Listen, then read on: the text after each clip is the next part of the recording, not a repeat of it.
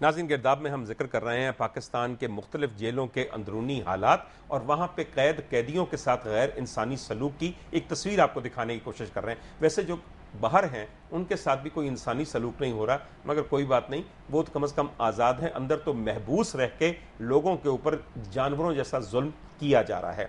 रहमानी साहब, एक बात जो आजकल बड़ी अहम है और एक अरसा दराज से मैं ये सुन रहा हूँ कि जेलों में टेलीफोन बूथ लगाए जाएं, और टेलीफोन बूथ इसलिए लगाए जाएं ताकि वहां के कैदी अपने बीवी बच्चों से, अपने अहले खाना से, अपने वकील से और दीगर लोगों से बात करने का हक तो रखते हैं। मगर सर, आज तक, अब ये 2010 है और ये वो मुल्क है ख़वातीन और हज़रात, यकीन कीजिए, जहां पे ऐसा लगता है कि सारी इकॉनमी और सारा मीडिया चिप और सिम बेचने वालों के जरिए और पैसे से चल रहा है, और जहां की तरक्की का अंदाजा हम लगाते हैं कि यहां पे मोबाइल यूजर्स कितने हैं। तो हुजूर वाला, यहां की जेलों में क्यों नहीं टेलीफोन बूथ अभी तक लगाए गए, या इनके पीछे कौन इनकी आड़ में आता है इसको लगाने के सिलसिले में? डॉक्टर साहब, बात यह है कि ये 2005 से चलता आ रहा है कि जेलों में टेलीफोन की सहूलतें देंगे। मुख्तलिफ हुकूमतें आई, ये बात कर देते हैं, मगर ये अपना अमली काम कोई नहीं करते। इसमें सिर्फ जेल खाना जात जो महकमा है वो इसकी आड़े आता है, क्योंकि अगर टेलीफोन बूथ लग जाएं उससे जाहिर है कि कैदी को बहुत सहूलतें होती हैं। सबसे बड़ी सहूलत यह है कि वो डायरेक्ट अपने मुद्दई से बात करके अपनी गलती की माफ़ी मांग ले सकता है, और उसे ये भी बता सकता है। जो लोग अक्सर कत्ल में, मैंने देखा कत्ल में कम अज़ कम जो लोग नॉमिनेट पुलिस करती है, तो अगर एक आदमी मरता है तो एक कत्ल सियालकोट में डस्के के इलाके का मैंने देखा, सियालकोट जेल में 43 आदमी को नॉमिनेट किया गया और उस लड़के को एक ही गोली लगी। वो एक सियासी तौर पे ये काम किया गया था, वो भी दोनों पार्टियां एक दो सियासी थी, तो क्या हुआ, उनमें 2 वकील भाई भी थे, पूरा खानदान को कर लिया गया। वो मामला यह है कि अगर ऐसे करें तो वो फ़ोन पे बात करने से मामला ये हो जाता है कि एक तो सुलह जाती है, एक वकील, कुछ लोग ऐसे होते हैं जिनका पीछे भाई बहन कोई नहीं होता, लवारस होते हैं, वो भी अपने वकील से बात कर सकते हैं।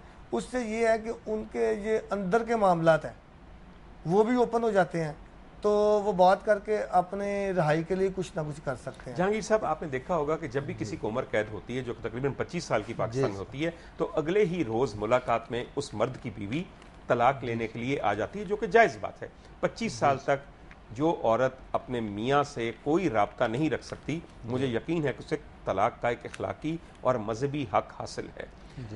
आप ये बताइए कि अगर वहाँ पे फ़ोन हों तो क्या बहुत से लोग ख़ानदानी पेचीदगियों से और रिश्ते और घर टूटने से नहीं बच जाएंगे? अगर वहाँ फ़ोन बूथ लग जाएं या मोबाइल की सहूलत दे दी जाए तो वो बहुत सारे ख़ानदान ऐसे हैं जो इस चीज़ से बच सकते। मुझे आप ये बताइए, कोई जेल ऐसी है जिसमें गैर कानूनी तौर पे अगर आप पैसे दें तो कैदी के पास अपना मोबाइल नहीं हो सकता? मैंने देखा है, 1 साल रहा हूँ कोट लखपत जेल में, वहाँ पे मोबाइल के सरेआम सौदे होते हैं, सिमें खरीदी जाती हैं। मसलन के ये क्या सर आजकल रेट क्या है पाकिस्तानी जेल में मोबाइल रखने का महाना? आज से 6-7 दिन पहले उमर शेख नामी लड़के को कोट लखपत नर्सरी से मोबाइल फ़ोन में पकड़ा गया और उसे पकड़कर 8 ब्लॉक में बंद कर दिया गया। कल शाम को 2 इन्होंने बारक नंबर 3B से नूर खां वल्द यूसुफ खां, रुस्तम खां वल्द राहत खां को मोबाइल फ़ोन में पकड़ा, और पकड़ने के बाद चक्कर में ये बहुत ज़्यादा तशद्दुद करते हैं ताकि पैसे मिले, तशद्दुद करके दहशत फैला के इन्हें फिर 8 ब्लॉक में बंद कर दिया गया है। बताने का आपको मकसद सारा ये है, और जो तफसीलात आपको दे रहे हैं लेटेस्ट, इसमें एक बात बड़ी वाज़ेह होकर सामने आ रही है। अगर पाकिस्तानी जेल में कोई कैदी अपने अमले की मुट्ठी गर्म करके और उनके जहन्नम जैसे पेट में रिश्वत की टोकन डाल के अपने पास एक मोबाइल फ़ोन रखे, तो तकरीबन 5 से 10 हज़ार रुपया उसका एक महाना भत्ता देना पड़ता है। सिम की खरीदारी पे मजीद जेल के अमले को फायदा होता है। ख़वातीन हज़रात, अगर आपका मोबाइल वैसे पकड़ा जाए तो 35,000 रुपए तक आपको जुर्माना किया जाता है, जो कि सीधा जेल के अमले के जेबों में जाता है और कहीं सरकार के खजाने में नहीं जाता। और इसके अलावा आपको तशद्दुद करने के लिए चक्कर जो एक लगाते हैं, पूरा एक राउंड लगाते हैं, उस दौरान मारा और पीटा जाता है और जेल के किसी खास टॉर्चर सेल में भी रख दिया जाता है। ख्वातीन हज़रात, एक मैं बात आपको बताऊं और मैं खुला चैलेंज करता हूं कि अगर सिर्फ मोबाइल फोन्स की सहूलत को कानूनी तौर पे हमारे कैदियों को दे दिया जाए तो तकरीबन 75% हराम खोरी जो आपके जेल का अमला कर रहा है वो बंद हो सकती है। इसीलिए आज 5 साल गुजर गए हैं, जेलों में फोन की सहूलत देने और बूथ लगाने की बातें हो रही हैं, मगर कभी एक तार भी फोन की वहां पे नहीं लगाई गई। मैं वाकईतन किसी भी सुपरिटेंडेंट जेल को, किसी भी आईजी जेल खाना जात को, किसी भी वजीर जेल खाना जात को चैलेंज करता हूं कि इस बात का मुझे कोई भी मुनासिब जवाब प्रोवाइड कर दें। एक और बात मैंने आपसे पूछी जो कि बड़ी मुनासिब है, जेल में खाना कैसा मिलता है जहांगीर खान साहब? लंगर जिसे कहते हैं। डॉक्टर साहब, खाना जो है ना, ये समझ लो कि गोश्त अगर जिस दिन पका है ना, वो 100 आदमी के लिए 2 किलो गोश्त जाता है बारक में। वो 2 किलो कितना कितना आएगा, बाकी बाल्टियाँ शोरबे की सबके हिस्से में आ जाएगा सर। बाकी बाल्टियाँ पानी की भरी होती हैं। अगर कोई सब्जी पकाई जाती है तो उससे बदबू आ रही होती है। अगर दाल पकती है तो उस पर बाल्टी के ऊपर सुंडियाँ तैर रही होती हैं, जो मैंने खुद देखा है। सही, बिल्कुल। और वो बाल्टियाँ वापस की हैं। अच्छा सर, किस्सा ये है, आप इस बारे में क्या कहेंगे? लंगर के बारे में आप रहमानी साहब क्या कहेंगे? लंगर के बारे में यह है डॉक्टर साहब के लंगर में सबसे पहले तो बात है कि जो वहाँ पे मेडिकल स्टूडेंट होता है उसका ये काम है कि डेली लंगर को चेक करे। पहले जो कच्चा राशन होता है उसे चेक करे, चेक करने के बाद वो जाता है लंगर पे, और लंगर पे जाके जब वो खाना पके तो वो चेक करे।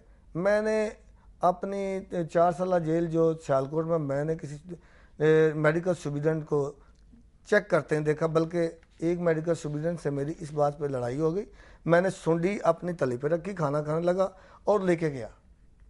मैंने कहा ये आप क्या कर रहे हैं, आपको कब्र याद है कि नहीं? ठीक। उसके बाद उसी दिन सालक जलाल साहब की आमद हो गई और फिर इसकी शिकायत मैंने सालक जलाल साहब से की, डिप्टी साहब से। खाने पीने की मद में पाकिस्तान की जेलों के अंदर करोड़ों नहीं अरबों रुपए की करप्शन जारी है। यानी कि जो आपके हजारों लाखों यहाँ पे कैदी हैं उनके नाम पे जो 3 वक्त खाना जाता है उसमें जितना पैसा खाया जा रहा है वो, माफ कीजिएगा अहले पंजाब, वो 2 रुपए की सस्ती रोटी में भी इतने करोड़ों की खबर नहीं हो रहा है जितना कि इसमें इतने सालों से हो रहा है। वैसे 2 रुपए की रोटी जो इस वक्त आपकी हुकूमत को कॉस्ट कर रही है वो भी सुनने से ताल्लुक रखती है। बाहर तो मैं गलत कह रहा हूँ? नहीं, आप दुरुस्त कह रहे हैं डॉक्टर साहब। मैं ये भी बताना चाहता हूँ कि कोट लखपत जेल में लंगर में क्या होता है। डेली तकरीबन मेरी इंफॉर्मेशन के मुताबिक 10 मन जो है ना, 4 मरतबा मुर्गा जो है ना, 4 मरतबा मुर्गा एक हफ्ते में मिलता है कैदी को, और उसका वजन होता है बोटी का 100 ग्राम।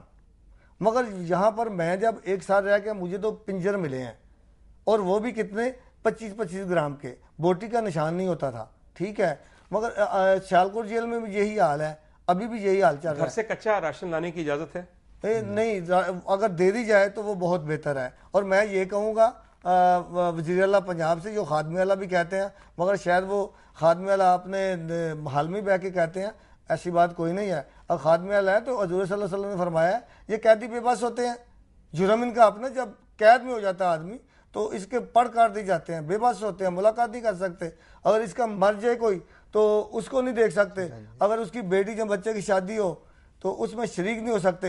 मैं बिजाते खुद अपनी बड़ी बेटी की शादी में शरीक नहीं कर सका, जेल के अंदर था और बड़ी बेटी की शादी हुई। सर, बहुत सारे लोग आपको ये कहेंगे, बहुत सारे लोग ये प्रोग्राम सुन के आपको ये कहेंगे कि रहमानी साहब को, डॉक्टर साहब आप ये कहते हैं कि फिर जुर्म ना करते, अगर जुर्म ना करते तो फिर कैद ना होते। मेरा भी दिल यही कर रहा है कि रहमानी साहब को ये कहूँ, मगर क्या करूँ, लौट जाती है नजर उधर को भी, क्या कीजिए। मुझे वो लोग भी याद आ जाते हैं जिनके जुर्म प्रूव हो गए, जो इश्तिहारी मुजरमीन हैं, और जिनको माफ करने के लिए आपने माफी यूं बांटी कि जैसे अंधा रेवड़ियां बांटता है। छोटी सी ब्रेक और आपके वापस आ रहे हैं।